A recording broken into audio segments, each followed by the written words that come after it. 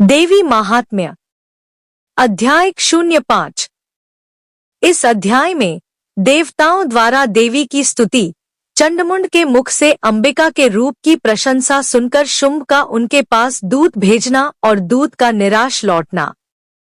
ऋषि कहते हैं, पूर्व काल में शुंभ और निशुंभ नामक असुरों ने अपने बल के घमंड में आकर शचीपति इंद्र के हाथ से तीनों लोकों का राज्य और यज्ञ भाग छीन लिए। वे ही दोनों सूर्य, चंद्रमा, कुबेर, यम और वरुण के अधिकार का भी उपयोग करने लगे। वायु और अग्नि का कार्य भी वे ही करने लगे। उन दोनों ने सब देवताओं को अपमानित, राज्य भ्रष्ट, पराजित तथा अधिकारहीन करके स्वर्ग से निकाल दिया।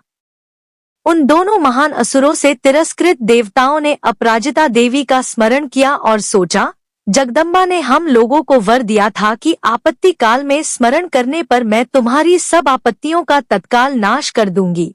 यह विचार कर देवता गिरिराज हिमालय पर गए और वहां भगवती विष्णु माया की स्तुति करने लगे। देवता बोले, देवी को नमस्कार है, महादेवी शिवा को सर्वदा नमस्कार है, प्रकृति एवं भद्रा को प्रणाम है।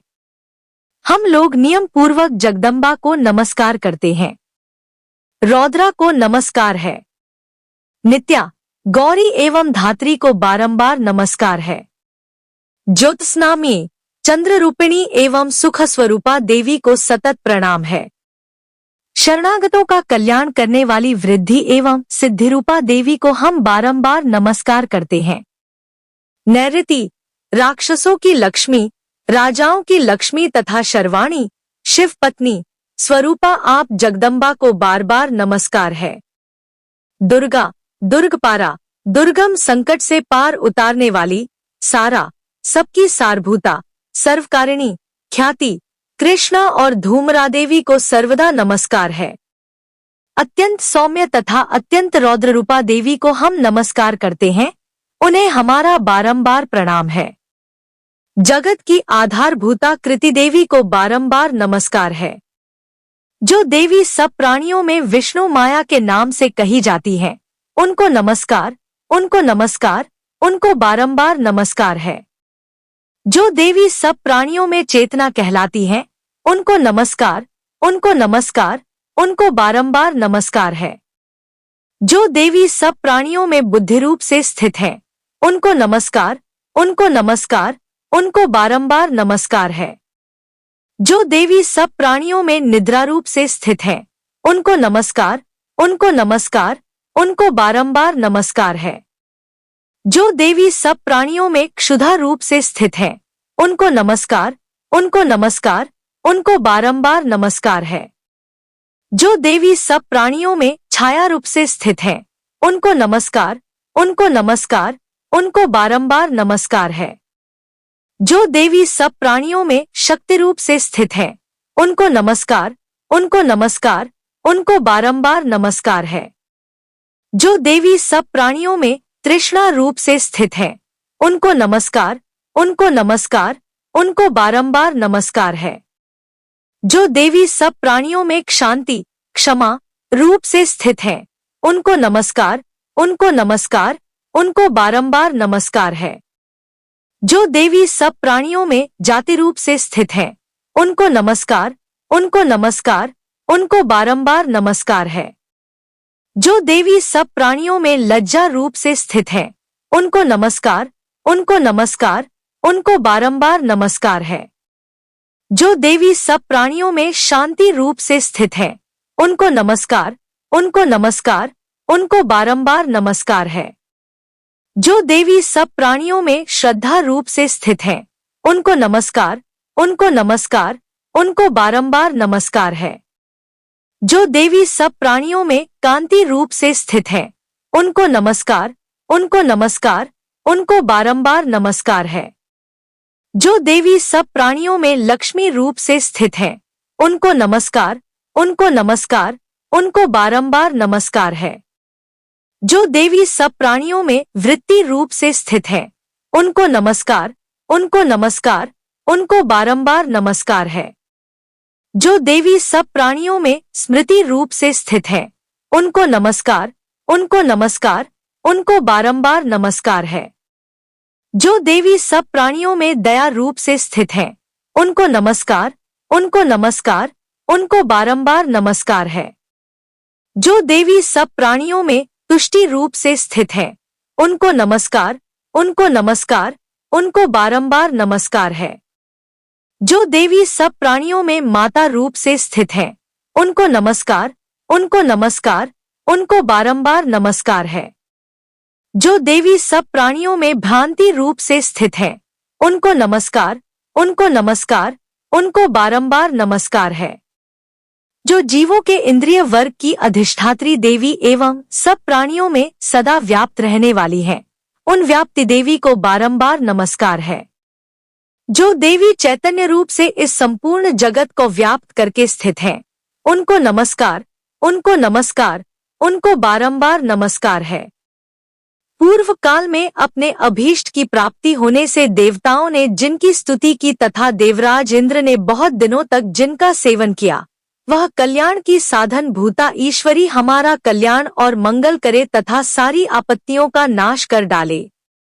उद्दंड दैत्यों से सताए हुए हम सभी देवता जिन परमेश्वरी को इस समय नमस्कार करते हैं तथा जो भक्ति से विनम्र पुरुषों द्वारा स्मरण की जाने पर तत्काल ही संपूर्ण विपत्तियों का नाश कर देती हैं, वे जगदम्बा हमारा संकट दूर करें। ऋषि कहते हैं, राजन, इस प्रकार जब देवता स्तुति कर रहे थे, उस समय पार्वती देवी गंगाजी के जल में स्नान करने के लिए वहां आईं। उन सुंदर भौहों वाली भगवती ने देवताओं से पूछा, आप लोग यहाँ किसकी स्तुति करते हैं? तब उन्हीं के शरीर कोश से प्रकट हुई शिवादेवी बोली, शुंभ दैत्य से तिरस्कृत और युद्ध में निशुंभ से पराजित हो यहाँ एकत्रित हुए ये समस्त देवता यह मेरी ही स्तुति कर रहे हैं। पार्वती जी के शरीर कोश से अंबिका का प्रादुर्भाव हुआ था, इसलिए वे समस्त लोकों में कौशिकी कही जाती हैं। कौशिकी के प्रकट होने के बाद पार्वती देवी का शरीर काले रंग का हो गया, अतः वे हिमालय पर रहने वाली कालिका देवी के नाम से विख्यात हुई। तदंतर शुंभनिशुंभ के भृत्य चंडमुंड वहां आए और उन्होंने परम मनोहर रूप धारण करने वाली अंबिका देवी को देखा। फिर वे शुंभ के पास जाकर बोले, चंडमुंड बोले, महाराज, एक अत्यंत मनोहर स्त्री है जो अपनी दिव्य कांति से हिमालय को प्रकाशित कर रही है। वैसा उत्तम रूप कहीं किसी ने भी नहीं देखा होगा। असुरेश्वर, पता लगाइए वह देवी कौन है और उसे ले लीजिए। स्त्रियों में तो वह रत्न है, उसका प्रत्येक अंग बहुत ही सुंदर है तथा वह अपने श्रीअंगों की प्रभा से संपूर्ण दिशाओं में प्रकाश फैला रही है। दैत्यराज, अभी वह हिमालय पर ही मौजूद है, आप उसे देख सकते हैं। प्रभो, तीनों लोकों में मणि, हाथी और घोड़े आदि जितने भी रत्न हैं, वे सब इस समय आपके घर में शोभा पाते हैं। हाथियों में रत्नभूत ऐरावत यह पारिजात का वृक्ष और यह उच्चे श्रवा घोड़ा यह सब आपने इंद्र से ले लिया है। हंसों से जुता हुआ यह विमान भी आपके आंगन में शोभा पाता है। यह रत्नभूत अद्भुत विमान जो पहले ब्रह्मा जी के पास था, अब आपके यहाँ लाया गया है। यह महापद्म नामक निधि आप कुबेर से छीन लाए हैं। समुद्र ने भी आपको किंजलकिनी नाम की माला भेंट की है, जो केसरों से सुशोभित है और जिसके कमल कभी कुम्हलाते नहीं है। सुवर्ण की वर्षा करने वाला वरुण का छत्र भी आपके घर में शोभा पाता है तथा यह श्रेष्ठ रथ जो पहले प्रजापति के अधिकार में था, अब आपके पास मौजूद है। दैत्येश्वर, मृत्यु की उत्क्रांतिदा नाम वाली शक्ति भी आपने छीन ली है तथा वरुण का पाश और समुद्र में होने वाले सब प्रकार के रत्न आपके भाई निशुंभ के अधिकार में हैं। अग्नि ने भी स्वतः शुद्ध किए हुए 2 वस्त्र आपकी सेवा में अर्पित किए हैं।